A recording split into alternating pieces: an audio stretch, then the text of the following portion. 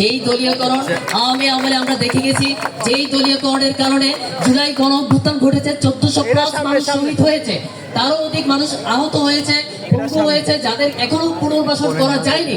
এই জায়গাগুলো আমাদেরকে স্মরণে রাখতে হবে। এই বিষয়গুলো স্মরণে রেখেই আমরা স্বতন্ত্র শিক্ষার্থী ঐক্য প্যানেল নাম দিয়ে আমরা সামষ্টিকভাবে আগাতে চাই। আমার জার্নিটা যদি আমি বলতে চাই, সেই জার্নিটা ছিল আমার 2018 সেশন। 2018 সেশনে এসে 2018 সালে ধর্ষণ বিরোধী আন্দোলন, কোটা বিরোধী আন্দোলন, নিরাপদ সড়ক আন্দোলন আমরা প্রথম দেখতে পাই।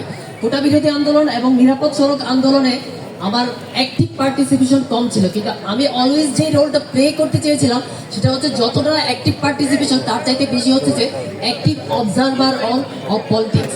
আমি এই জায়গাটা, এই ক্ষেত্রে আমি 2018 সাল থেকে আমি আমার ক্যাম্পাসের পলিটিক্সটাকে অবজার্ভ করতে চেয়েছি, এবং সেই অবজারভেশনের জায়গা থেকে যতগুলো সার্কেল ছিল, পলিটিক্যাল সার্কেল এবং বুদ্ধিবৃত্তিক সার্কেল, এভরি সিঙ্গেল সার্কেলের সাথে আমি মেলামেশা করেছি, তাদের সাথে ইন্টারেক্ট করার চেষ্টা করেছি। প্রত্যেকের স্বার্থ, উদ্দেশ্য এবং তারা কোন জায়গা থেকে রাজনীতিটা করতে চায় সেটা বুঝতে চেয়েছি, এবং সেই রাজনৈতিক বোঝাপড়ার সাথে আমি কিভাবে একাত্ম হতে পারি সেই জায়গাটা আমি বুঝতে চেয়েছি। এরপর যদি বলে, আমার অ্যাক্টিভ পার্টিসিপেশন ক্যাম্পাসে শুরু হয়েছে ধর্ষণ বিরোধী আন্দোলনের মধ্য দিয়ে। আমারই ব্যাচের একজন, আমারই বান্ধবী, সে ধর্ষণ হয়েছিল। খুবই দুঃখজনক, এটা আমার বলতে হচ্ছে।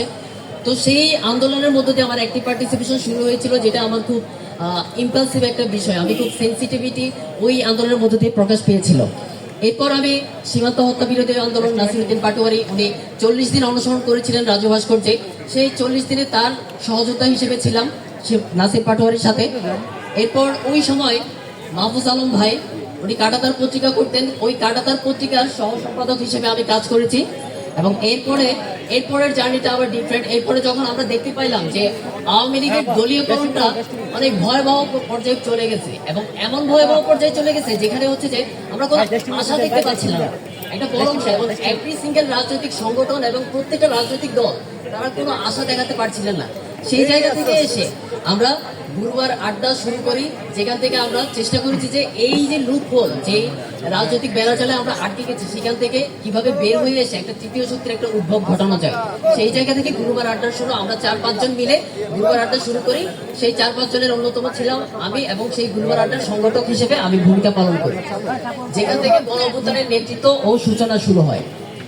এরপরে যদি আরো বিভিন্ন এই রাজনীতিটাকে আগানোর জন্য, রাজনীতিটা শুধু মাঠে হয় না, মাঠের বাইরে অনেক রকম রাজনীতিটা হয়। সেই রাজনীতিটাকে আমরা কিভাবে আগে এগিয়ে নিয়ে যেতে পারি, সেই জায়গা থেকে আমি পূর্বপক্ষ পত্রিকা এবং রসিক, এই বিভিন্ন প্ল্যাটফর্মের সাথে যুক্ত ছিলাম। এবং অভ্যুত্থান পরবর্তী কার্যক্রম যদি বলি, অভ্যুত্থান পরবর্তী আমি খুব হতাশ হয়েছি যে গণ অভ্যুত্থানের মধ্য দিয়ে আমরা তো একটা তৃতীয় শক্তি দেখতে পাইছিলাম। ফলে আমরা ভাবছিলাম যে এই তৃতীয় শক্তির মধ্য দিয়ে একটা নতুন শুরু হবে।